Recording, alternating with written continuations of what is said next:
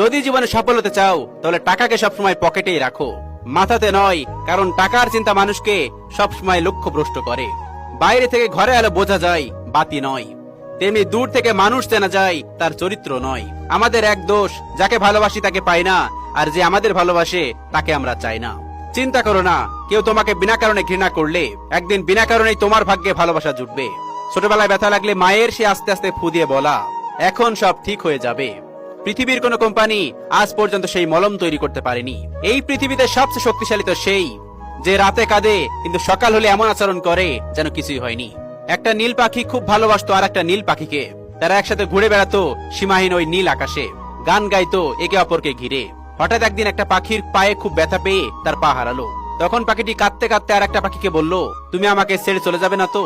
তখনই পাখিটি তার কথা শুনে নিজের ডানা কেটে ফেটে দিয়ে বলল, এবার তো আমি চাইলেও তোমাকে ছেড়ে যেতে পারবো না, তুমি বিশ্বাস রাখতে পারো আমার উপর। এরপর একদিন খুব ঝড় তুফান শুরু হলো, চারিদিকে খুব অন্ধকার হয়ে উঠলো। তখন পা কাটা পাখিটি ছটফট করতে লাগলো।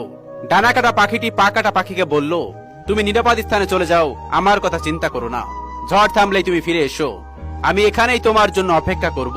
তখন পা কাটা পাখিটি উড়ে চলে গেল নিরাপদ জায়গায়। ডানা কাটা পাখিটি ওই জায়গায় ঝড়ের মধ্যে বসে থাকলো। তারপর ঝড় থামার পর পা কাটা পাখিটি এসে দেখলো ডানা কাটা পাখিটি মরে পড়ে আছে। তার পাশে মাটিতে লেখা ছিল, তুমি যদি একবার আমাকে ছেড়ে যাবে না বলতে, তাহলে আমি ঝড় তুফান হারিয়ে বেঁচে থাকতাম শুধু তোমার জন্য। বাস্তবতা হলো এটা, গল্প হলেও সত্যি। কি অদ্ভুত তাই না, যে কষ্ট দেয় তার জন্যই কষ্ট পায়।